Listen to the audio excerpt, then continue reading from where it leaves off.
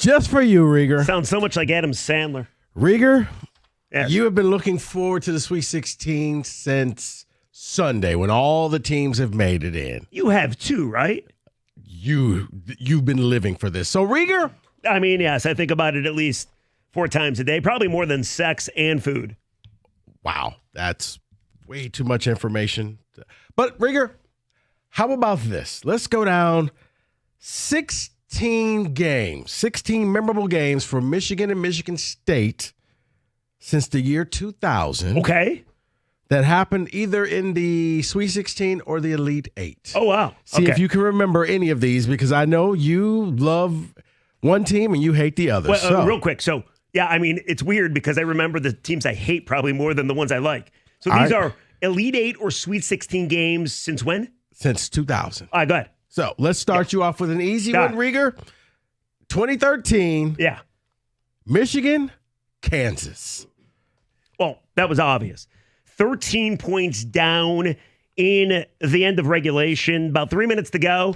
And then you got it? Oh, you got it? Oh, I was just laughing. You're a sicko for all this. This you is don't going to got be the it? whole segment. Oh, I thought you had the Trey Burke show. No, I'm just enjoying the show here. That was one of those looks that he looked at me and said, "Wow, you were right with this blitz." Okay, real quick, here's where I was.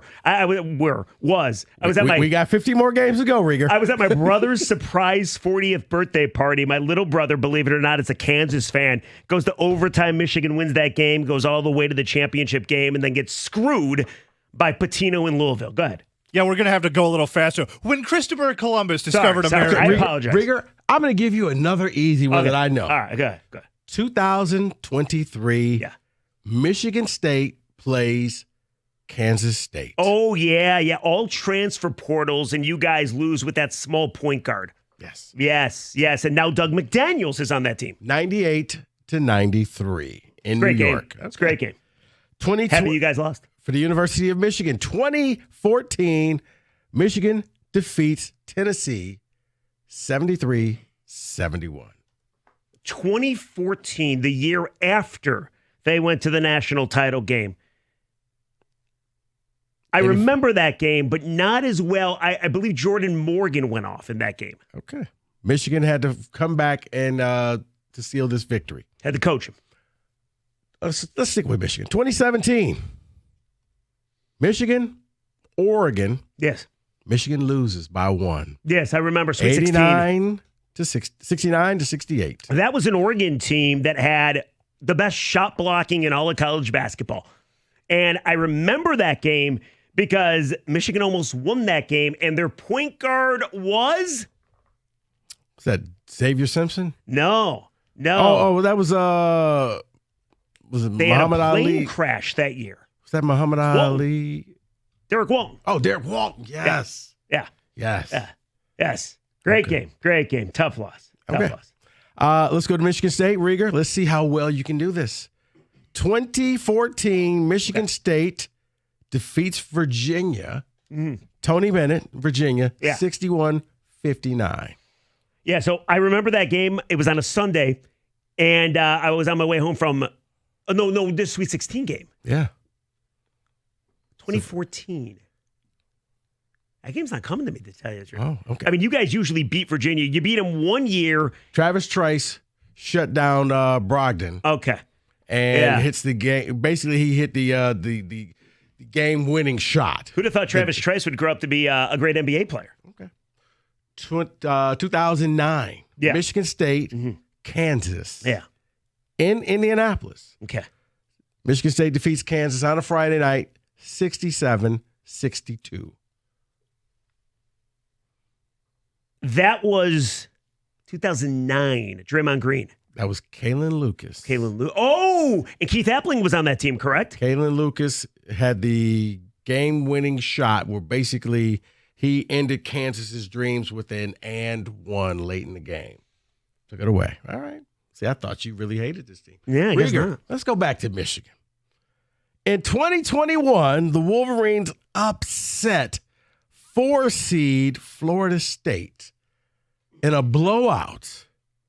In Los Angeles. I believe Leonard Hamilton was the coach. He was, yes. 76-58. I remember the games were in Los Angeles. They played Texas A&M in Los Angeles as well, that same tournament run. And they went off. Mo Wagner went off. And there were so many Michigan fans there cheering him on. And I remember a lot of people thought, oh, the Florida State Bigs are just way too tough. And Michigan throttled them. Yes. Okay. 2005. Oh, yeah. Michigan State, Duke. Michigan State wins 78-68 in Austin, Texas. On a Friday night. I remember this because you went to the Final Four that year. And I also remember this. I was covering a Pistons game. And I decided to stay in the media room at the old Palace of Auburn Hills to watch you guys and openly root against you guys. And I happened to be sitting next to two Michigan State people who were cheering for you guys. So I had to hide my animosity towards Michigan State. Yes, I was pissed that you won. Absolutely. Yeah. We'll get back to that weekend a little bit later on in this blitz. 2003, Michigan State takes on Steve Blake, and Maryland defeats them 60-58. 2003, so that was right after you guys had gone to the Final Four. 2 years after. Right. A Sweet 16 game? Yeah. They defeated Steve Blake in Maryland. Yes. It's not coming to me. Okay. 2000, Michigan State, Syracuse. I hated that freaking game. 75-58 at the Palace of Auburn Hills, okay, which so is now just a parking lot. If I'm not mistaken, that was a Thursday night game, a Thursday day game. It was Thursday, I'm pretty sure. I believe you held Syracuse scoreless for the last 5 minutes. And I believe you also went on to play Iowa State and Marcus Fizer. I also remember that at the Breslin Center that weekend, you got Marcus point guard, come on, from Michigan State. Marcus Taylor, who won Mr. Basketball and won the state championship for his high school team that same weekend. Everett. I also remember being at Michigan State. Kenny's like, wow, you two remember this. Well, I remember being at Michigan State, and when you guys beat Iowa State, like Jamal Tinsley was on that team, if I'm not mistaken. You know what? We can go to that Elite Eight game. Well, I remember being at Michigan State, and all the East Lansing police were like filing down with their sirens on because like they were worried you guys were going to burn some couches. They did. They just won the national title that year. But that was one. All right, Rico. Elite Eight, 2014, Michigan, Kentucky. One of the most heartbreaking games of my life. I forgot which twin ended your season. It was one of the Harrison year. twins. Yeah. And here's what happened on that day. A baseline three-pointer. Here's what happened on that day. I was at Joe Louis Arena. I was covering the Red Wings. I hated being there. Now, earlier in the day, you guys lost to UConn. I was so freaking happy. I was in the JLA media room eating Little Caesars pizza, and you guys lost, and I was celebrating. And people are looking at me like, who's this lunatic? Then I had to go up to the booth to do the game. And the game is in the third period, hockey game. I rushed downstairs to see the end of Michigan, Kentucky. Now, this is the year after they went to the national championship game. And I got down there just in time to see the Harrison brother hit the three to end Michigan's hopes of going back to the the championship game. And I remember because Evan Jenkins, that bastard, texted me seconds after he hit the shot. Okay. Rico, I got three more for you. Okay. Because we're running short on time. I'm going to let you pick the order. 1, 2, or 3? 2. 2. 3, 1. Which one do you want? I want 2. You want 2 first? Yeah, All 2. right. Michigan State, 2005 against Kentucky, Elite Eight. MSU, double overtime win, 94-88. So that was on Easter Sunday.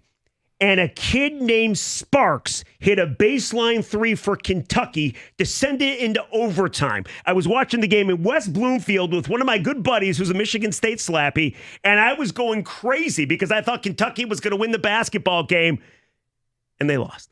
They went back and they reviewed whether his foot was on the line or right? not. And how did that go? It wasn't, so it was a tie. He didn't win the game. Yes. It ended up going to overtime, and it wasn't for the win. All right. 2021. Yes. The University of Michigan versus UCLA. Lost that game. 51-49. That was a Michigan team that averaged about 90 a game. Franz Wagner had a last-second shot to win it. Didn't go in, but he also had the last minute to score. All Michigan had to do was get a bucket. They kept trying to take threes, and instead they ended up losing. Ironically enough, Michigan State had lost to UCLA that same year in the play-in game when Tom Izzo went after, who was the player he chased after up the tunnel? Was that Shannon Brown? Gabe Brown. Gabe Brown. Yeah, so, that was tough because Juwan Howard should have gone to the Final Four, and they should have beat Mick Cronin. But he didn't. I mean, a lot of shouldas. Thoughts and prayers. Is that the last one? That is not the last one. Rigger, for you, the last one. 2019, Michigan State, Duke. MSU wins the game. The last one. I gave you the choice. Kenny Goins. I was working at the time with 68-67. Remember Dennis Fithian? Yeah. We used to work here at the Ticket. Him and I were doing a Sunday show before Red Wings hockey at Little Caesars Arena, and we had no TV by us. And I had it up on my computer, but it was very sketchy. It wasn't working. And the whole show we're doing against this Michigan State Duke game, that was R.J. Barrett, that was, of course, Zion Williamson. And we're wondering, because we're both Michigan slappies, like, what's going to happen? What's going to happen? We finally get done with the show, and we get to a TV in the concourse, and there's all these Spartan people around, and Goins hits that shot, and all you hear is, ah! And Dennis and I just snuck out of there. The two Michigan fans amongst a bunch of Michigan State fans. That is your Jeff Rigger is Pathetic Sweet 16 Blitz. How'd I do? You did great. 97-1.